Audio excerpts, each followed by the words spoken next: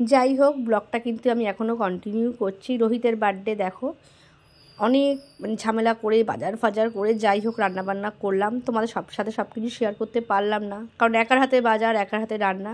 তো আমার মেজদি এসেছিলো আর কি। রান্না খুব সিম্পল হয়েছিল, চিকেন, ভাত, ডাল, যেমন হয় সাধারণ আর কি, কারণ একা যতটুকু অ্যারেঞ্জ করতে পেরেছি।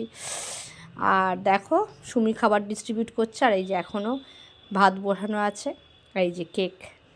তারপর সন্ধেবেলা চলে এলাম, কেক কাটার হচ্ছে। কেকটা আমি নিজের হাতেই তৈরি করি, খুব কাছের মানুষদের জন্য বার্থডে কেকটা আমি নিজেই তৈরি করি। একটু ডেকোরেশন করা হয়েছে, বেলুন ফেলুন দিয়ে সাজানো হয়েছে। কেকটা কিন্তু দেখতে ছোট হলো, ঠিক আছে, 7-8 জন।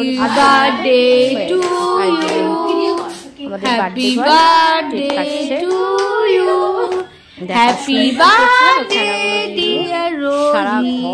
বাবাকে দিয়ে মজা পেয়ে গেছে। Happy birthday to you. তুমি তো খাই দাও, তুমি খাই দাও, একটুখানি খাও। আমাকেও দিচ্ছে। Happy birthday to you.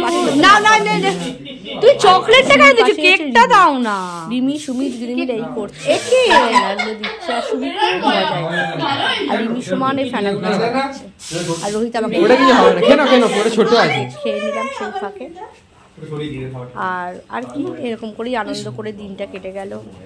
দেখো ভিডিও করতে পারছি না, মুখের সামনে এসে মুখে ক্রিম লাগিয়ে একাকার করে দিচ্ছে। আর এটা আমার মিস্ত্রি, তোমরা আমার মিস্ত্রিকে চেনো। আর ক্যান্ডেল কি হয়েছে, সেই ম্যাজিক ক্যান্ডেল হয় না, যতই ফু করতে বার্থডে বয়কে রেখে দিচ্ছে আর না, টুক করে জ্বলে যাচ্ছে। কেমন লাগলো বাবু বল আজকে? কেকটা আন্টি বানিয়েছে, দেখি দারুণ দারুণ। এই বললাম না ম্যাজিক ক্যান্ডেল, দেখি। রোহিতের তো খুব ভালো লেগেছে, খুব আনন্দ করেছে। এই দিনগুলো না, ছোটো ছোটো আনন্দগুলো দরকার জীবনে। হয়তো কিছুই এমন ব্যাপার না, স্পেশাল একটু এফেক্ট করানো যদি যায় যার বার্থডে, তাকে আমার তো ভালোই লাগে।